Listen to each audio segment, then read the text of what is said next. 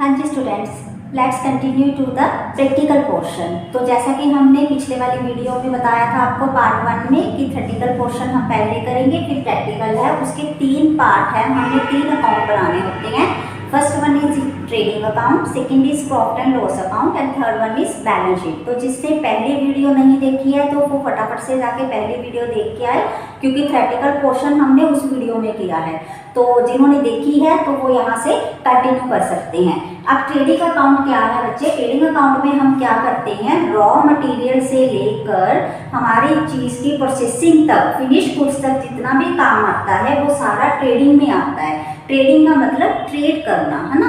तो इसके 2 main sides होती हैं। First one is your debit side and other one is your credit side. ये इसका फॉर्मेट है, पर्टिकुलर अमाउंट, पर्टिकुलर्स अमाउंट। तो इसमें हमने सबसे पहले डालना है ओपनिंग स्टॉक, फिर परचेजेस। परचेजेस मीन्स हमने कितना सामान खरीदा हुआ है, उसमें से आपने रिटर्न लेस करके नेट परचेज यहाँ शो करती है।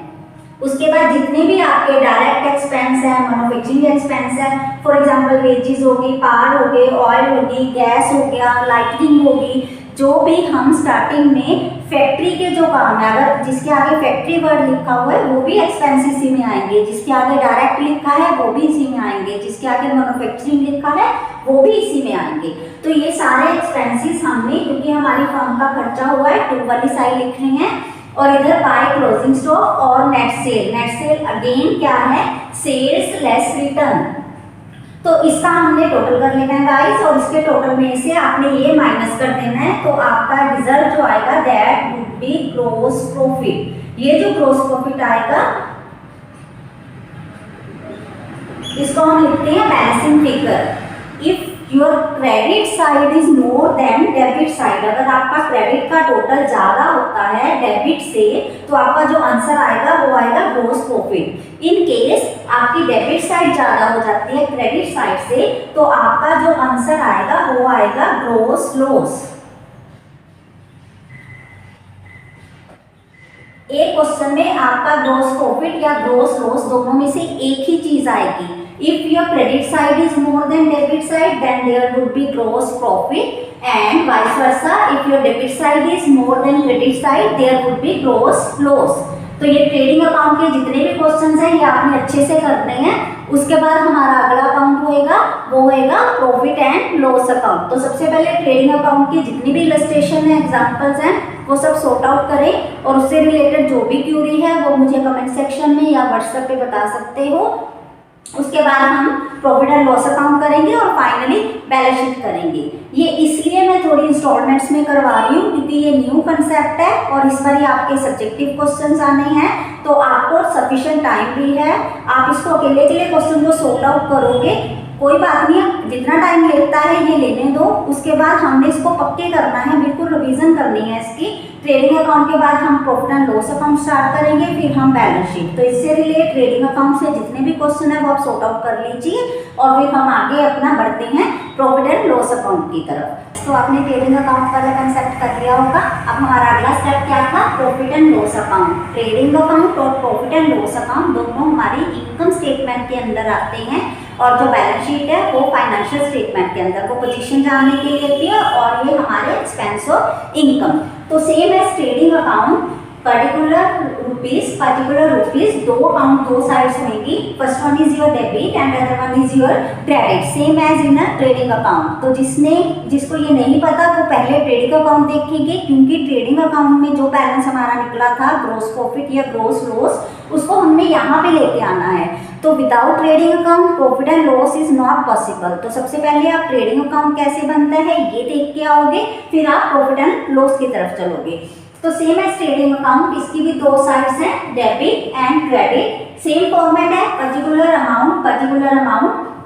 तो लास्ट में जो हमारा बैलेंस निकला था ग्रॉस प्रॉफिट, वो हमने यहाँ पे ले आना है बाय ग्रॉस प्रॉफिट। ये हमारा क्या है, ब्रॉट डाउन बैलेंस है जो हम कैरी फॉरवर्ड करके लेके आए हैं अपने पिछले अकाउंट से। उसके बाद जितनी भी हमारी इनकम्स हैं, इनकम्स मीन जितना भी हमारा प्रॉफिट होता है, जैसे कि आपको रेंट रिसीव हो गया कंपनी की तरफ से या कोई डिविडेंड रिसीव हो गया है ना कंपनी की तरफ से, रिसीव्ड आइटम जो है वो इधर आनी है आपकी, जितनी भी आपकी कंपनी को प्रॉफिट हुआ है। उसके अलावा जैसे प्रॉफिट ऑन सेल हो गया, कोई आपने कोई चीज़ 10,000 की लेकर 12,000 की सेल की है तो 2,000 पे आपकी अर्निंग होगी ना, वो आप यहाँ पे लिख दोगे। तो जितनी भी इनकम्स हैं इन सबको इकट्ठा करके आपने इधर लिख देनी है। और सेम पैरेलल जितने भी आपके एक्सपेंस है, क्योंकि हम डायरेक्ट एक्सपेंस ट्रेडिंग में डाल चुके थे तो इसमें हमने क्या लेना है, इनडायरेक्ट एक्सपेंस। इनडायरेक्ट का क्या मतलब है, इनडायरेक्ट का मतलब है कि वो सारे जो खर्चे थे वो फैक्ट्री से रिलेट थे, उसके बाद हमारी चीज बनकर रेडी हो गई है तो उसको डिस्प्ले करने का खर्चा, रेंट पे हमने कोई शोरूम लिया है उसका खर्चा, हमने आगे वर्कर्स रखे हैं उसकी सैलरी का खर्चा, तो जितने खर्चे जब तक की सेल नहीं हो जाती हमारी ये चीज बनी हुई तब तक के जितने भी खर्चे हम कर रहे हैं वो सब प्रॉफिट एंड लॉस में अकाउंट में आते हैं। तो इधर आपके एक्सपेंसेस आएंगे। जैसे फॉर एग्जांपल आपने रेंट दिया है, अगर बेटा रेंट रिसीव्ड है तो अपनी इनकम होएगी, और रेंट पेड है या अकेला रेंट दिया हुआ है तो आपने टू वाली साइड लिखना है। उसके अलावा कोई आप एडवर्टाइज कर रहे हो है ना, अपने प्रोडक्ट से रिलेटेड कोई एडवर्टाइजमेंट कर रहे हो, कोई भी ऐसा खर्चा जो कि आपका जैसे कैरीज है, जो भी आपका फर्म से रिलेट उस चीज को बेचने के लिए जितना भी खर्चा है, पैकेजिंग का खर्चा इवन है ना, सेलिंग एंड डिस्ट्रीब्यूशन एक्सपेंस, कोई भी खर्चा, जितने भी खर्चे आपके ट्रेडिंग को छोड़कर रह गए हैं वो सारे आपने प्रॉफिट एंड लॉस में डालने हैं। उसके बाद डेप्रिसिएशन हो गया बिल्डिंग पे, मशीनरी पे। तो again procedure is same, if your credit side is more than debit side there would be net profit. यहाँ ध्यान क्या रखना है, आपने नेट प्रॉफिट लेना है क्योंकि ग्रॉस प्रॉफिट आप ट्रेडिंग में निकाला था आपने, तो टू नेट प्रॉफिट ये आपकी बैलेंसिंग फिगर आ जाएगी। और अगर आपका डेबिट साइड ज्यादा है क्रेडिट साइड से तो आप नेट लॉस लिखोगे, ये आपकी बाय वाली साइड आ जाएगी। इधर टोटल करना है।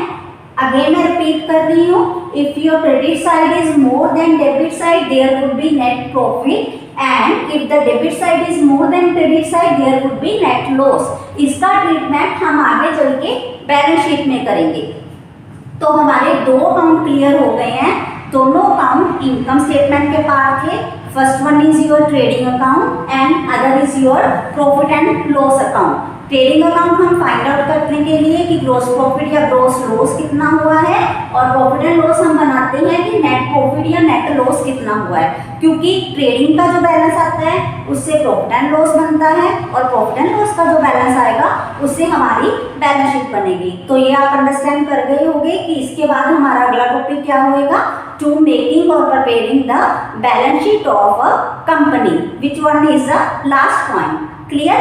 तो इसका आप स्क्रीनशॉट ले लो, इससे रिलेटेड जितने भी क्वेश्चंस हैं, जितने भी एग्जांपल्स हैं वो सब सॉर्ट आउट कर लो। उसके बाद फाइनली मैं बैलेंस शीट आपको करवा दूंगी। इसको थोड़ा टाइम लगेगा तो इसलिए बैलेंस शीट की जो वीडियो है वो मैं नेक्स्ट में अपलोड करूंगी। ठीक है, तब तक के लिए bye bye, take care, thank you so much.